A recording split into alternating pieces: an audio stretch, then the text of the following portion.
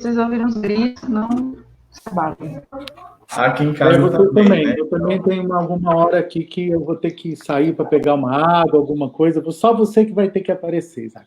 Sim. Nós já estamos ao vivo, né? Cara, é um prazer enorme estar aqui.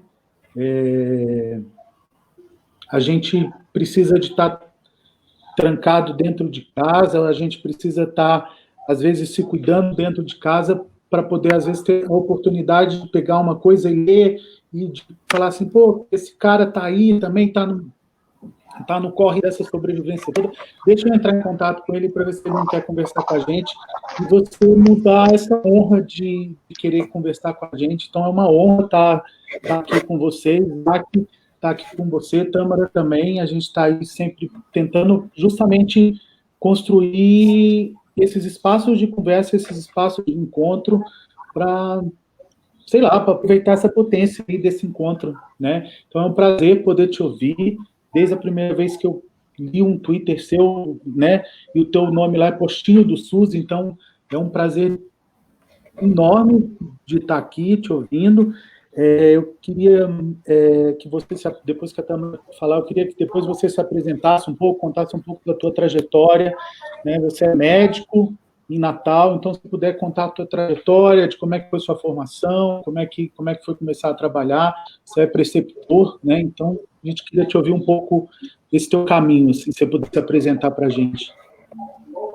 Boa noite, então vamos mais uma missão, vai ter certeza que vai ser uma conversa muito massa sobre atenção básica, sobre formação, sobre encontro com o SUS, e que SUS, o que é isso.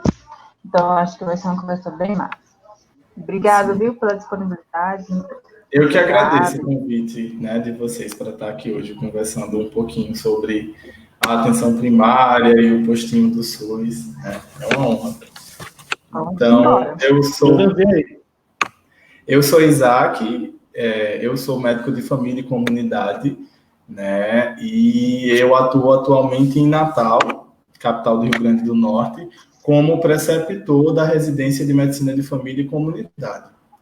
A minha trajetória é importante para entender atualmente em Natal, capital do Rio Grande do Norte, como preceptor da residência de medicina de família e comunidade.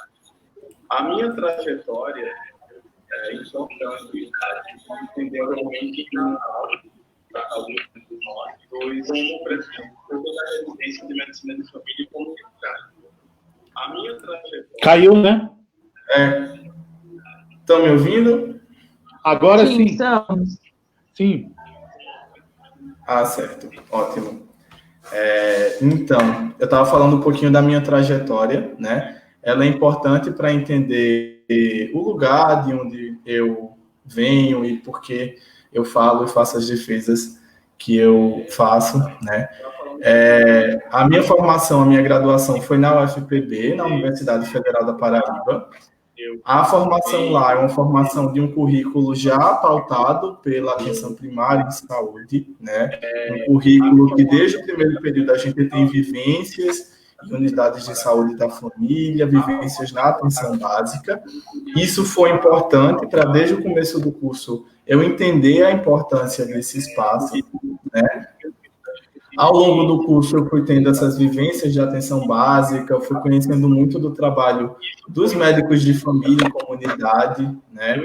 E do trabalho também dos sanitaristas, das pessoas, dos pesquisadores e profissionais envolvidos da saúde coletiva, porque na UFPB a gente tem uma formação que mistura muito medicina de família e comunidade com saúde coletiva, isso é bem rico. Então, eu fui sendo exposto ao longo do curso, né, com essa mistura, né, essa prática híbrida, né, das duas áreas. E aí eu fui cada vez mais ganhando interesse de conhecer um pouquinho sobre o espaço da atenção primária em saúde.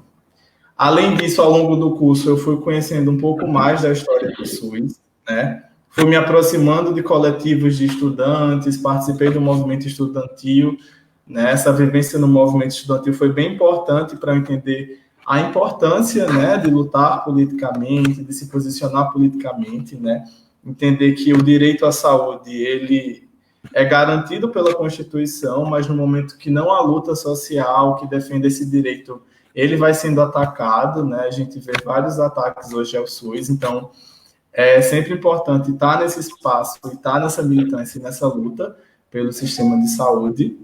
Então, a partir disso, né, de vivências da militância, do movimento estudantil, do contato com a atenção básica no currículo, né, e as vivências, né, o cotidiano do serviço, o atendimento das pessoas na unidade de saúde, né, as visitas ao território, as visitas domiciliares, eu fui me apaixonando, né, por esse espaço. E aí, no final do curso, eu tomei a decisão de fazer a residência de Medicina de Família e Comunidade, né, que é a especialidade que está lá dentro, atuando nesse espaço e utilizando toda a potência dele. Que eu acho que uma das coisas que mais me chamou a atenção da atenção básica é justamente a potência. A gente tem uma realidade, às vezes, que limita o nosso poder de atuação, né? Tem o contexto do subfinanciamento, às vezes a gente lida com uma população adscrita maior do que o recomendado, falta de insumos, às vezes alguns profissionais estão desmotivados na atenção básica, mas por estar no território, por estar no dia a dia, no cotidiano das pessoas, a gente pode muita coisa. Então, eu acho que é um espaço extremamente potente, né? Se a gente sabe articular o que a gente tem disponível, né? Sabe conhecer o território, o que ele tem de potência, para onde a gente pode ir, para onde a gente pode caminhar. Então, eu acredito muito na potência da atenção básica, né? Então, por isso que eu acabei fazendo a residência. Eu queria já fazer uma pergunta no sentido da própria residência, né? Como é que a sua... porque a residência é medicina na saúde da família e comunidade, né? Como é que a comunidade, como é que dentro da residência você foi percebendo comunidade, que elementos acabou que você aprendeu a partir da residência e também dos outros espaços, né, que você foi desenvolvendo a sua profissão, dessa comunidade no sentido para fazer saúde, né? Você fala da potência, e essa potência ela acaba conversando muito com a comunidade, né? Então, comunidade, como é que esse nome comunidade, como é que fazer, né, saúde dentro dessa comunidade foi se apresentando a você, e como você foi aprendendo, e elementos assim de comunidade, você acabou aprendendo com elementos importantes, né, para se pensar, fazer do médico, né? Sim, eu fiz a residência em João Pessoa, né, antes de vir aqui para Natal, numa comunidade periférica, né, a comunidade do Citex, e é uma comunidade muito organizada politicamente. Então, a gente tem ação de as pastorais, a igreja, né, católica muito presente, né, a gente tem uma presença lá na comunidade bem importante da esquerda católica e das pastorais e de movimentos de juventude da igreja. Então, enquanto médico dessa comunidade bem rica, né, cheia de dispositivos sociais, eu fui vendo como a comunidade se organizava em torno desses dispositivos e como esses dispositivos poderiam ser dispositivos da saúde. Então, a gente potencializava, por exemplo, as reuniões da juventude, a gente fez algumas abordagens com relação à saúde do homem, né, que o homem é uma população que tem dificuldade de acesso, né, na atenção básica, o público que a gente acaba atendendo majoritariamente é feminino, ou então de crianças, então a gente foi criando esses vínculos com esses dispositivos. Além disso, dos dispositivos em si, a própria vida das pessoas na comunidade, né?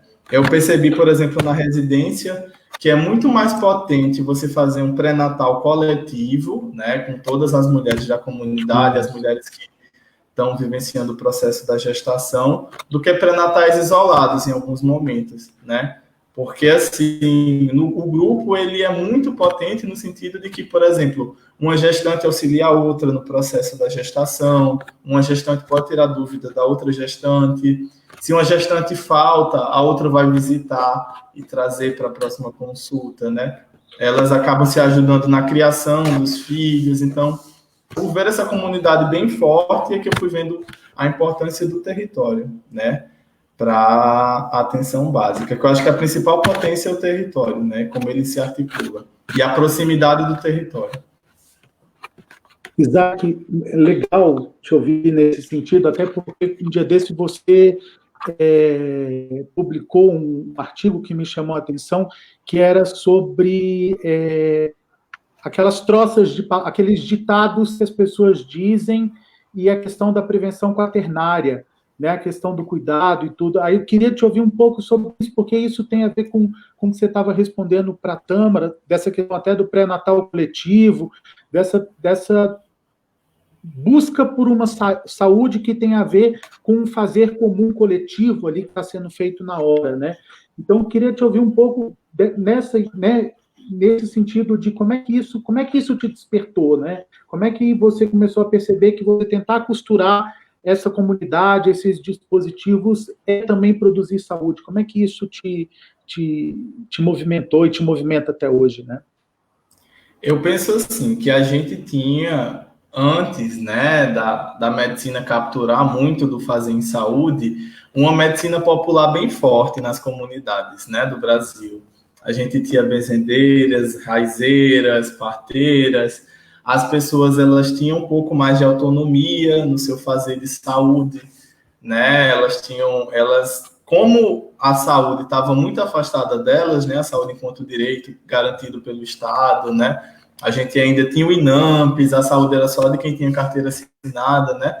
Então, as pessoas davam seu jeito de criar saúde, né? Nas comunidades. E quando a gente foi se aproximando, né? Foi se criando a estratégia de saúde da família, a medicina foi se apropriando, né? A gente viu um processo de medicalização excessiva, ao meu ver, assim, a saúde só pode ser feita na unidade de saúde, por exemplo, né? O saber popular ele é totalmente deslegitimado. A gente vê as parteiras, né, ninguém quer ter parto com parteira mais, é o parto hospitalar. Então a gente viu que essa medicina foi se perdendo, né? E aí com a medicalização a gente vê uma hipervalorização do exame, né? O exame laboratorial, o exame de sangue, ou exame de imagem, né? Raio-X, tomografia, ressonância. Todo mundo quer ter acesso aos exames e aos medicamentos também, né? Então, a gente vê que saúde acaba virando igual a exame e a remédio, né? Nessa lógica medicalizada de saúde. E, para mim, a prevenção quaternária é você justamente entender o real papel do exame e o real papel do medicamento, né? Que muitas doenças, elas acabam se curando sozinhas, né? Sem intervenção da medicina. A gente tem estimativas, assim, que 90% dos processos de adoecimento, eles se curam só. Né? Claro que tem doenças crônicas, claro que a medicina é importante também, a medicina precisa intervir em algumas situações, mas, ao meu ver, assim, a gente acabou, assim, qualquer sintoma procura o médico, as pessoas acabaram perdendo um pouco de autonomia com relação ao próprio cuidado delas, né? Teve esse processo de terceirização do cuidado. E aí isso facilita a iatrogenia, né? Que é o dano causado pelo excesso de medicina, o excesso de medicamento. Então, eu vejo muito isso, né? Fortalecer a comunidade e também um jeito de fazer prevenção quaternária, né? De evitar o excesso de medicina. Claro que não pode ter falta de medicina, né? Mas o excesso é prejudicial também. Você falando, assim, porque eu acesso o SUS, minha família, minha mãe, e minha mãe, você falou do exame, e é batata. Quando minha mãe vai na consulta e o médico não passa um exame ou um remédio, minha mãe diz que o médico não sabe atender. Basicamente é isso. E aí eu fico pensando, né, o quanto que acaba que na formação em saúde, a importância do SUS, da atenção primária, é trazida e apresentada, né, para isso ser também de alguma forma levado às pessoas, mas que no encontro disso com as pessoas é outro rolê, né? Outra ambiência, é outra conversa, né? Porque você está trazendo, as pessoas elas têm as suas formas de se cuidar, né? E aí acaba que quando ela chega lá, ela fala assim, ele não passou nenhum exame, nem nada, diz só para eu fazer isso e aquilo, como é que vai ser, né? Como fica matutando aqui aquilo do que as pessoas entendem que é o postinho, né? E essa potência delas mesmo quanto ao cuidado de si, né? Tipo assim, ele mandou eu fazer o que eu já sei. Tipo assim, né? No sentido. E é interessante essa potência, né? Quando você traz. Mas aí eu queria ver de você. Já chegaram para você e falaram assim, você não vai passar um exame? Não, chega todo dia, né? A realidade acaba acontecendo. E assim, quando você tenta sair do lugar de hierarquia, né? Que a gente tenta quebrar a hierarquia de diversas formas, porque eu entendo que o papel dos profissionais de saúde é mais uma consultoria em saúde, né? No sentido de auxiliar a pessoa, quais recursos ela deve acionar ou não, né? É pensar junto dela, não pensar em cima dela, né? Que tem essa diferença. Então, por exemplo, a gente não usa jaleco, né? Tenta tirar a mesa do meio, né? Do médico para a pessoa, né? Tenta deixar a mesa de lado para ficar mais próximo. E tenta também compartilhar a decisão. Só que as pessoas não estão acostumadas a compartilhar a decisão, né? Então, a decisão simples, se a pessoa vai tomar comprimido ou xarope, ela acha que é você que tem que decidir. Mesmo sendo o mesmo remédio. Não, é o mesmo remédio. Eu quero saber só o que você prefere. Você prefere engolir comprimido ou xarope? A pessoa já acha que... Teve um paciente uma vez que eu falei, assim, que... Eu disse, tem essa e essa opção de tratamento. Você quer qual? Aí ela, você que sabe, você que é o especialista, a pessoa, ela não está acostumada a essa falta de hierarquia, né? Ela quer, às vezes, algo mais diretivo. Então, você tem que ir sentindo também, no momento do encontro clínico, né? O que é que motiva ela, o desejo que ela tem, a visão que ela tem de saúde, né? Tudo isso vai dizer muito como é que você deve proceder. Porque, assim, para ela vai parecer um retrocesso, né? Ela conseguiu finalmente ir no posto, e aí o médico está mandando ela tomar uma colher de mel 3 vezes ao dia para tratar a Covid leve dela. Né? Então, o mel eu já estava tomando, eu queria outra coisa, né? Então fica muito nesse lugar aí de desconforto, né? Desse sentido. Eu vou engatar outra aqui, pergunta. Já vou. Engata. Por que você abriu uma página assim no Twitter? Sim, o Twitter eu já tenho... Né? Como instrumento importante para isso que você fez. O Twitter eu comecei, na verdade, para desabafar, assim, colocar para fora as coisas que eu pensava. E aí eu fui vendo que tinha eco em outras pessoas, né? O que eu pensava sobre saúde, sobre cuidado, sobre drogas, sobre prevenção. Então, acabou virando um espaço de conversa, né? Eu converso muito com as pessoas pelo Twitter. Acabou que saiu de diário, né? De reclamações para uma conversa, né? Com as pessoas. E um lugar de bons encontros, assim, de encontrar pessoas incríveis, assim. Achei bem importante isso. E é interessante te ouvir, Isaac, porque você aponta esse nó, né, de estar no território, de estar atuando diretamente no território, e parece que muito desse nó, né, dessa potência que pode ser criada, tem a ver com o proceder médico, com o encontro com essa pessoa que está chegando, né? Muito tem a ver com esse proceder, de como é que você procede, de como é que você constrói uma relação ali com aquela pessoa para, de repente, fazer alguma coisa juntos, né? Sem ter essa posição hierárquica. Vocês têm aula disso na formação de vocês, ou isso vocês só aprendem mesmo no dia a dia, no território? Como é que é isso? Como é que é construir esse proceder com a mãe da tâmara que chega lá e que é só o exame, que é só o remédio?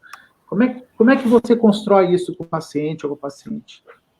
Eu acho que a gente constrói tanto em momentos teóricos, né, ao longo da graduação, pelo menos a UFPB tem espaços para discutir isso. Eu confesso, assim, que eu achava muito chato estar discutindo ciências humanas no começo do curso, não valorizava, né, eu só fui entender a importância bem para o final, quando eu já estava mais imerso, assim, na prática médica. Os textos que eu lia no primeiro período só foi cair a ficha, sei lá, no 11º da importância. Então, são momentos tanto teóricos quanto a prática, mas eu diria que a prática é o fundamental, assim. a refletir sobre a prática, né? Porque, por exemplo, a mãe da Tâmara vai chegar lá e ela vai querer a ressonância magnética para a dor de coluna que ela tem. O primeiro movimento meu, que pensa em prevenção quaternária, às vezes pode ser de raiva. Poxa, ela quer o exame, não precisa, é desnecessário. Mas aí eu tenho que entender a construção social que fez a mãe da Tâmara chegar lá e querer a ressonância, né? Que é todo o complexo médico-industrial, as propagandas que se tem, né? Então a gente acaba entendendo por que ela quer o exame. O exame é igual ao cuidado para ela, né? Então você tem que entender como a pessoa chega lá, né? Tanto o que ela traz, quanto o que está por trás dela, né? Que fez ela ter aquela visão, aquele pensamento. Então, essa ficha foi caindo muito ao longo da residência, né? Que foi um espaço bem importante de discussão. Na UFPB, a residência, a gente tem o preceptor, né? Que é a figura médica de família, que está lá na unidade, dividindo o dia a dia com você, nos atendimentos, nas visitas e nas consultas. E tem tutores, né, que são professores universitários que problematizam sua prática, né? Uma tutora minha era psicóloga e formada em saúde coletiva. Então, muitos dos questionamentos que eu trago hoje da saúde coletiva foi muito do contato dela com a minha prática médica, né? As problematizações que ela fazia me fizeram refletir muito.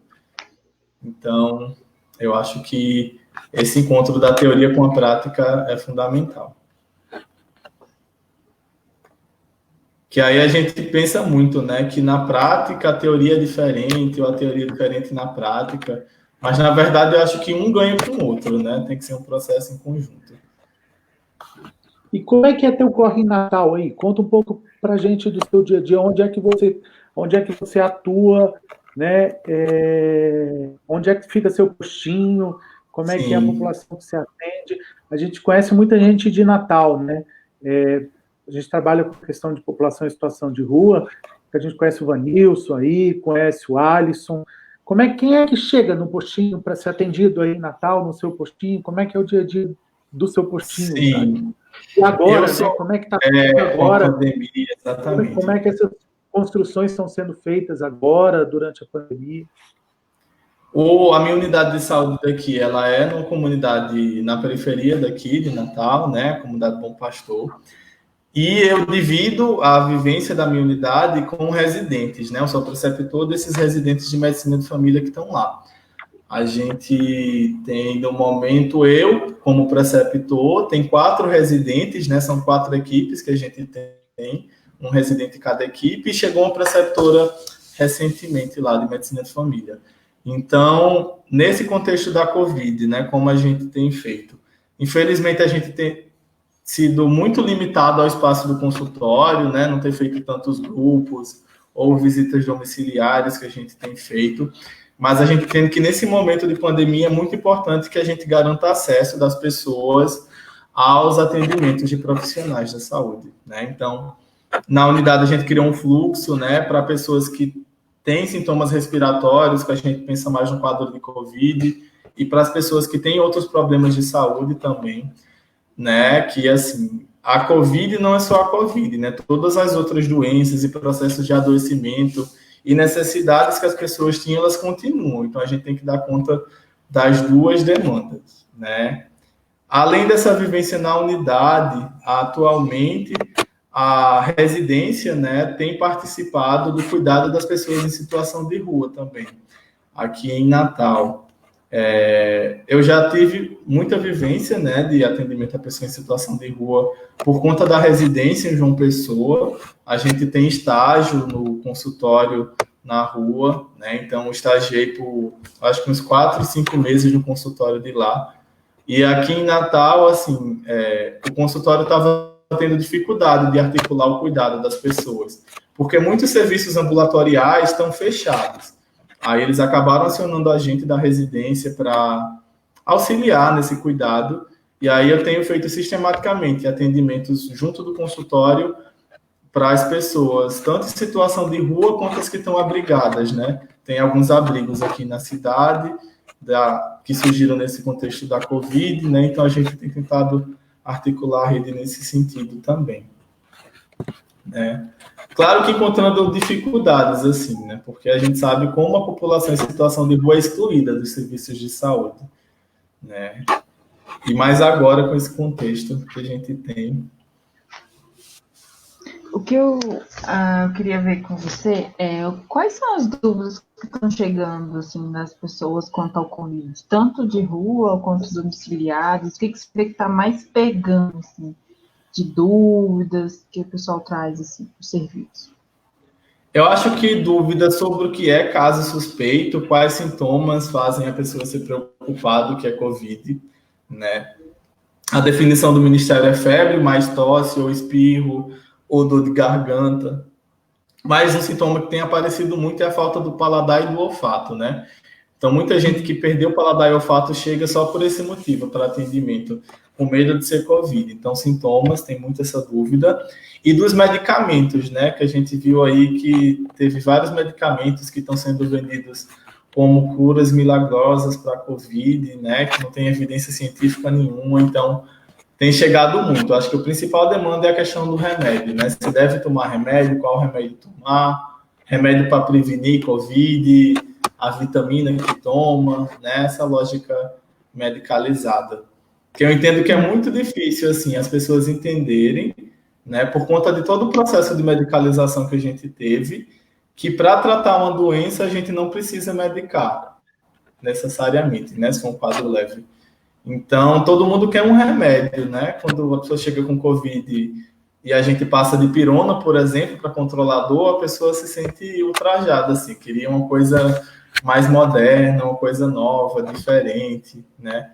Então, muito pela essa construção da medicalização que a gente tem e por essas curas milagrosas que estão sendo ofertadas aí. Que um Deus do consumo vá salvar, né? Assim, qual é o último remédio qual é o remédio, né? Qual é o último modelo de remédio que vai me salvar? É doido isso. Como é que você tem feito quando essas pessoas chegam, assim, no sentido de desconstruir isso, ou explicar que não é bem isso? Como é que é essa negociação? Como é que está sendo essa negociação no dia a dia? Assim, depende muito. Se é uma pessoa que já tem vínculo comigo, né? É uma das pessoas que eu já acompanhava antes da Covid, que a gente já tem uma relação, elas entendem bem quando eu falo, né? Explico sobre os medicamentos, que não tem evidência, que alguns fazem mal. Mas quando é uma pessoa que está vindo consultar a primeira vez, e tem acontecido muito isso, né? Aí a gente tem que ter todo um diálogo e uma conversa sobre o que é a Covid, que é uma doença viral, e como cada medicamento age no corpo, né? Que não age contra o vírus. Então, é um processo mais delicado que a gente tem, né? Nessa Vocês têm uma aproximação de iniciativas comunitárias sobre a Covid? Garçom, ou líderes comunitários? Vocês estão com a aproximação dessas iniciativas, assim? Eu já ouvi falar, você já chegou a ouvir falar que está rolando alguma coisa assim? Como é que a comunidade está se organizando, por exemplo, né? Sim, tem iniciativas, assim, bem interessantes, assim. Eu soube que algumas pessoas da comunidade, por exemplo, principalmente as mulheres idosas, estão fazendo máscara, né, de tecido e distribuindo para a comunidade. Está tendo organização dos mais jovens levarem as compras para os mais idosos também, né? Então, na minha comunidade eu tenho visto isso, né? Mas, assim, pelo Brasil eu soube, por exemplo, João Pessoa tem uma comunidade que a organização comunitária de lá está fazendo máscara e distribuindo de porta em porta para todo mundo que precisa, né? Então, tem essas organizações aí que a gente vê desse cuidado. Eu estou atendendo também, assim, a gente sabe que a telemedicina ela foi legalizada, né, atualmente, tem essa possibilidade de atender remotamente, só que muitas pessoas têm dificuldade com a ferramenta, né, principalmente as que são mais idosas, de lidar com isso. Aí a gente tem feito uma telemedicina meio indireta, assim, das pessoas jovens irem para o consultório com a demanda das pessoas idosas e a gente tentar resolver de lá, né? Por exemplo, um telefone sem fio. É um telefone sem fio, isso. Tipo, o jovem pega o exame do idoso diabético e leva para lá. Aí eu vejo o exame, vejo se precisa ajustar alguma coisa do medicamento e a pessoa leva a resposta, né? Tem tido muito isso. Eu atendi um idoso na semana passada por telefone, né? A filha foi lá com o telefone, tinha outra filha com ele com o telefone também, e aí a gente conversou sobre isso. Então, tem tido essas... A comunidade se apoiando, né? Nesse sentido.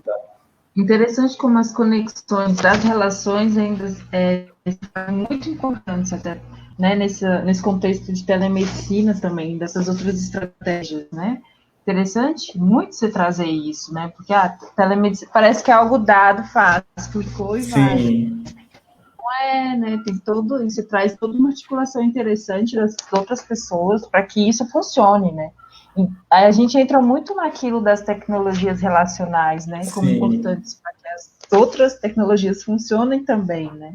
E isso fica bem demarcado nisso que você acabou de falar. Interessante demais, assim.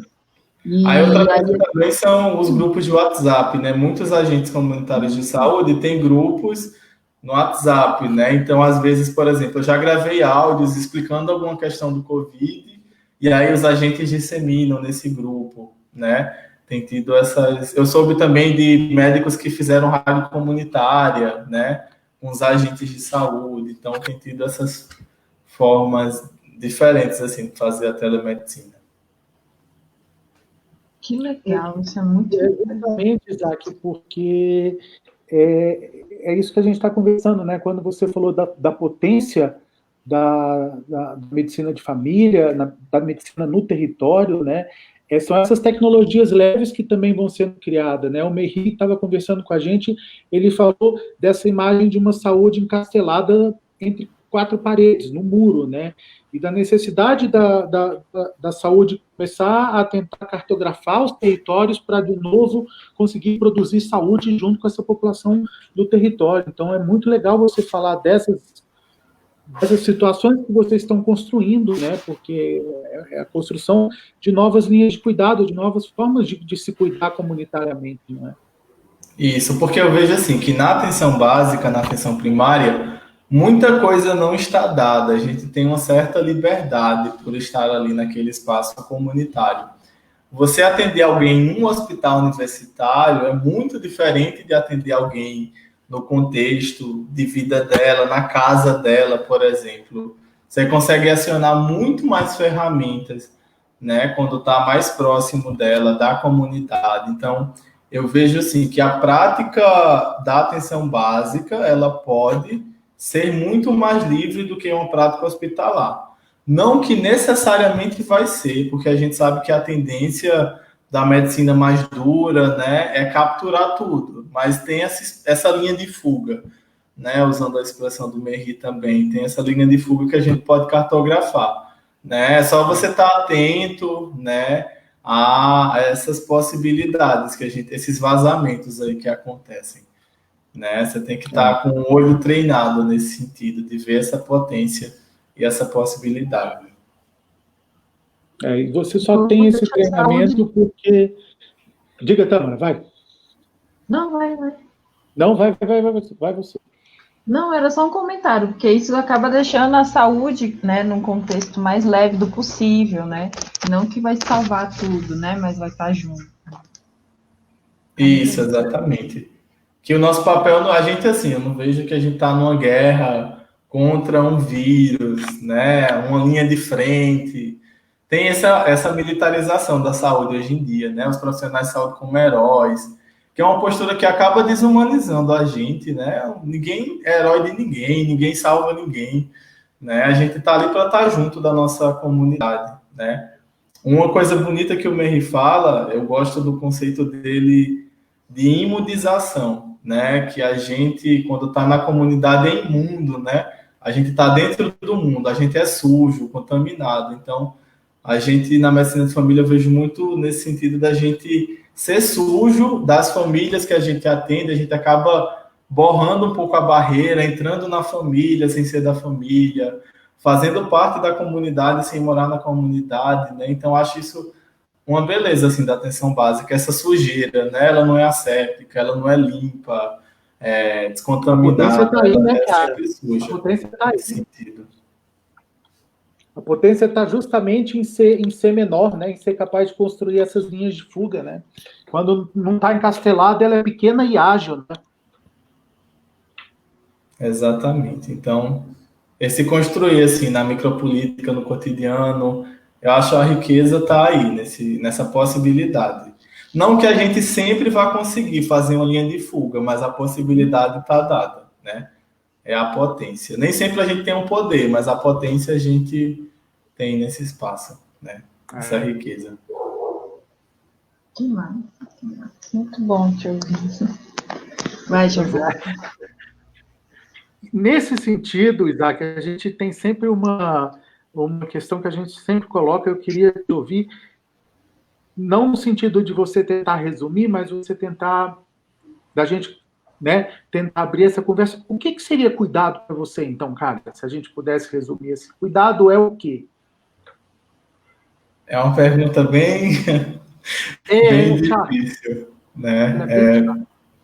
É bem chata. Sabe por quê? Porque às vezes eu acho que a gente se pega, e eu, como estrangeiro da saúde, eu tenho essa impressão sempre que a gente se pega, às vezes, construindo nomes, e nada contra o que eles significam. Mas a gente constrói nome, e a gente não sabe muito bem nem o que é saúde. Porque se eu te perguntar o que é saúde, é uma pergunta tão complicada quanto o que é cuidado, né? E aí eu sempre tenho essa curiosidade de ouvir, de saber das pessoas o que é cuidado para você, o que é saúde para você. Porque às vezes a gente se perde em temas, em coisas que a gente tá ali sujo no chão. Exatamente. Eu acho que para mim cuidado é estar junto, né? Quando você está junto de uma pessoa, você está cuidando dela. Nesse sentido de você ser aporte, ser um apoio para ela, né? Então, eu acho que essa questão da proximidade, para mim, isso é cuidado, né? Quando você dá suporte a alguém, quando você serve como ajuda, né? Quando você está junto, eu acho que é muito isso. E aí, saúde, para mim, é você... Acho, assim, que uma palavra que eu acho muito associada com saúde é liberdade, assim, né? Quando você tem liberdade, você tem saúde, assim, liberdade de você fazer o que você gosta de fazer, o que você quer fazer, essa capacidade de você determinar quem é você. Então, para mim, saúde vai muito por aí, né? Eu vejo muito como saúde uma construção individual, é uma construção daquela pessoa, mas uma construção social também, no sentido de que a forma como a pessoa vive, o papel que ela tem naquela sociedade determina a saúde que ela vai ter ou não, né? Então, eu vejo muito nesse sentido, tanto do ponto de vista da pessoa, quanto do ponto de vista social. Você abraça o SUS, né? Enquanto um espaço político do fazer, dessa liberdade, até desse conceito de saúde que você traz, né? Dessa sua apreensão enquanto saúde. Então, você percebe que no seu cotidiano é possível se falar disso, é possível... Você consegue aprender que as pessoas entendem o SUS, ou como que elas entendem o SUS enquanto um espaço importante de direito à saúde? Isso se apresenta no cotidiano? Você percebe isso? Sim, eu vejo isso no cotidiano se apresentando, né? Eu acho assim que as pessoas no contexto da pandemia têm visto que o SUS está onde ninguém mais está. No sentido assim, por exemplo, eu atendo muitas pessoas de plano de saúde na minha unidade de saúde. Né? Assim, o plano não ofertou tal coisa, mas eu sei que aqui vai ter. Né? Então, é como se as pessoas conseguissem ver essa possibilidade dentro do SUS. Claro que a gente sabe que tem toda uma propaganda contra o nosso sistema de saúde. Né? Tem essa hipervalorização da saúde suplementar, da saúde paga. Mas eu vejo muito essa potência, né, dentro do nosso sistema de saúde, essa riqueza que ele tem. Às vezes eu vejo também muito a questão das pessoas verem como um favor, assim, né? Ainda não caiu muito a ficha de que é um direito social, né? Eu vejo muito essas duas visões, assim. Tem gente que entende que é um direito, que ela tem que ter acesso mesmo, e ela vai fazer uma gritaria, uma confusão para conseguir, porque é direito dela. Mas tem gente que pensa que é um favor, assim, que estão fazendo para ela no atendimento, no cuidado. né? Então, eu vejo muito essas visões sobre o SUS. E a pandemia tem, assim, escancarado como é importante o sistema de saúde, né? Tanto que os países que não têm sistema de saúde estão sofrendo muito mais do que os que têm, né? Nesse sentido. Legal. Deixa eu ver, o que mais, Jovem? Eu estava pensando nisso. Pois é, eu também. Não, mas diga lá. Não, agora você continua aí. Quando você fala essas coisas, me vem muito, de novo, eu estou aqui tentando construir a pergunta de outro jeito, porque eu te fiz a pergunta, mas eu acho que eu não fiz ela do jeito que eu queria. Porque quando eu te falo do proceder médico com o paciente, agora você fala do SUS, né, que às vezes as pessoas não veem aquilo como um direito, veem como um favor. Eu vejo muito um sistema que funciona, que opera, né, o SUS é um sistema que funciona, que consegue funcionar bem ou mal, mas todo sistema funciona bem ou mal, né? Só que comunica mal a quem se utiliza dele, o que ele faz ou como ele faz, o que ele é. Exatamente. Né? Essa relação do SUS com a própria comunidade, com o próprio território, que é também a relação do médico com o próprio paciente, né? Me parece que tem uma trava, tem uma barreira ali que a gente não consegue solucionar muito, porque como é que então faz o SUS, como é que faz esse postinho de saúde conversar mais com a população que está lá, para as pessoas poderem saber que aquilo ali não é um favor, é um direito, né? Como é que você vê isso, cara? Assim, eu vejo que tem uma desvalorização do nosso sistema de saúde e do postinho, né?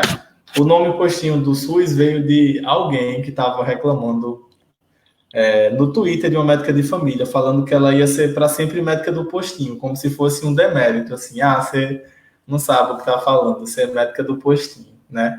E aí a gente fica nessas difamações, assim, do que é o postinho do SUS, para mim, é o que é o SUS, assim. As pessoas têm aquela visão de um postinho que não resolve nada, que para conseguir consulta você vai passar horas e horas na fila, né? O cuidado de verdade é feito no hospital ou numa UPA que você resolve. E essa visão, infelizmente, está até nos gestores municipais, né? A gente vê, por exemplo, essa upização da saúde que a gente tem no Brasil. Em vez de fortalecer o dispositivo que a gente já tinha, da unidade de saúde da família, dela conseguir comportar mais as urgências e emergências, você acaba criando esse Frankenstein, que são as UPAs, né? Porque a gente não consegue entender o que é que poderia ser feito ali. Eu acho assim que para aproximar a pessoa do postinho, né, a gente tem que pensar em como melhorar a relação delas com a unidade de saúde, né? Eu vejo que muitos postinhos, muitas unidades de saúde têm um processo de trabalho muito organizado em função do trabalhador da unidade, né? A gente pensa muito como é melhor para a gente trabalhar. E aí faz um processo muito centrado no profissional, sendo que a gente tem que pensar como que aquele posto, aquela unidade vai dialogar com a população. Tem que ser centrado no usuário, não centrado no profissional, né? Quando a gente tenta pensar como usuário, o sistema, a gente pensa ele melhor, né? Quando a gente foi organizar o acesso da minha unidade para facilitar, acabar as fichas, a gente fez o experimento dos profissionais tentarem acessar a unidade de saúde, né? Colocou uns para interpretar os profissionais e outros para interpretar os usuários. E eles, como usuários, como eles queriam que fosse, né? Isso fez com que eles abrissem essa visão centrada no usuário, né? Porque essa visão do favor está arraigada nos profissionais também, né? Estou cansado de ver profissional. Ele chegou uma hora dessa, 11 horas da manhã e quer ser atendido. Claro, se você chegasse, adoecesse 11 horas da manhã, você ia querer ser atendido 11 horas da manhã, né? Como é que a gente pode fazer de uma forma que fique confortável para atender 11 da manhã e para a pessoa ser atendida também nesse horário? Então, eu vejo que a gente pensar o sistema de saúde mais para o usuário do que até para a gente, para profissional, é uma forma de aproximar ele, né? E ao longo do tempo ele vai entendendo o que é ofertado no SUS, como é que o SUS funciona.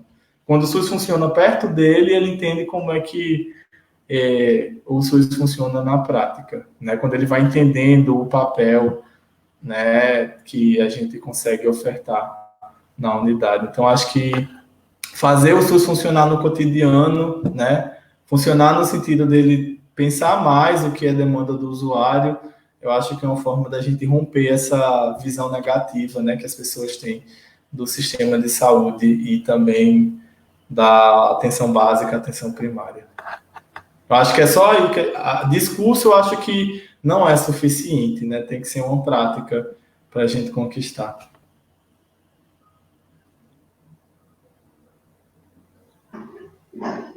Não sei se respondeu assim a pergunta. Sim, até porque a ideia de cuidado não é uma ideia de cuidado dada, né? Ela tem que ser construída no território, né? Isso, exatamente. E a pessoa às vezes não sabe as possibilidades que ela tem, né? Por exemplo, a mãe da Tâmara chega lá querendo a ressonância porque ela acha que a ressonância vai resolver a dor dela, né? Mas, por exemplo, se eu digo, eu acho que a ressonância não é interessante, mas fazer um agulhamento seco agora vai melhorar a sua dor. Pronto, ela já vai aprender que tem essa outra possibilidade de cuidado, né? Ou então, o agente comunitário de saúde vai fazer uma auriculoterapia em você. Então, a pessoa às vezes está com a visão muito viciada do que é o processo de cuidado, né? Quando a gente ela oferta outras formas de cuidado, a gente acaba fazendo com que ela reflita mais sobre o que ela pensa, né? Acho que isso é importante, né? É uma visão muito encastelada, essa visão negativa e pejorativa, né? A gente tem que ir desconstruindo ela aos poucos, né? Nesses espaços.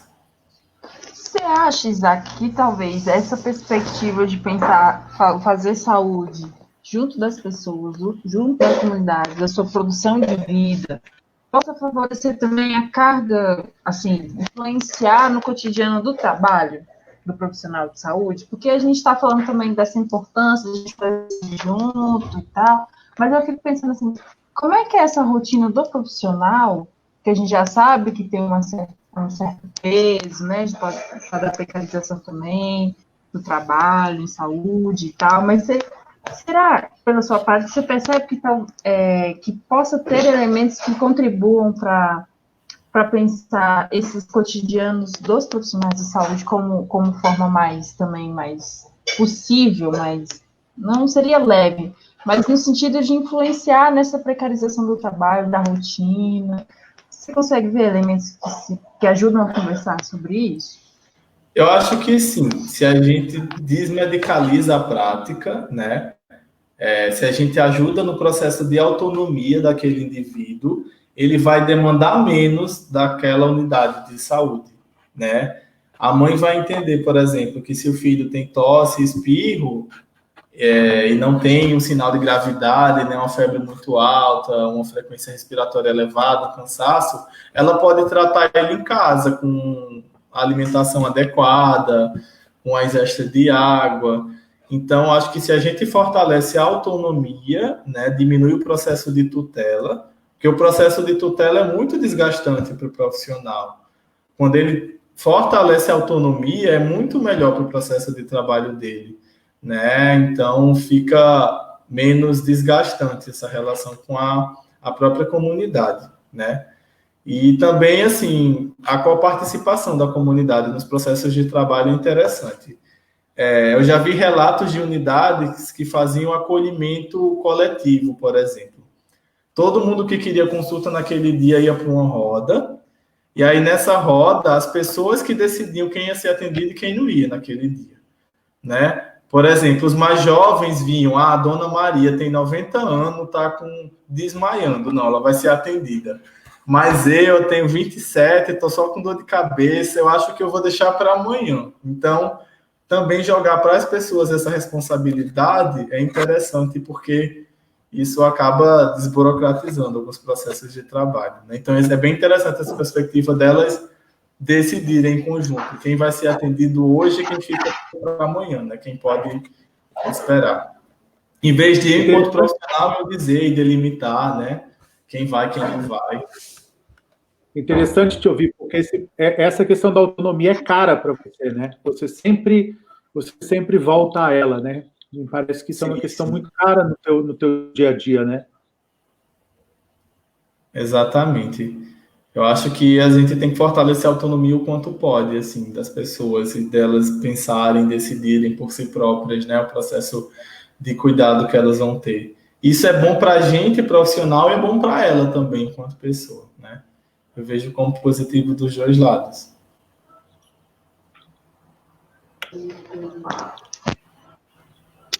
Quer perguntar? Eu tenho uma última, se você... Vocês estão me ouvindo? Sim, Estamos.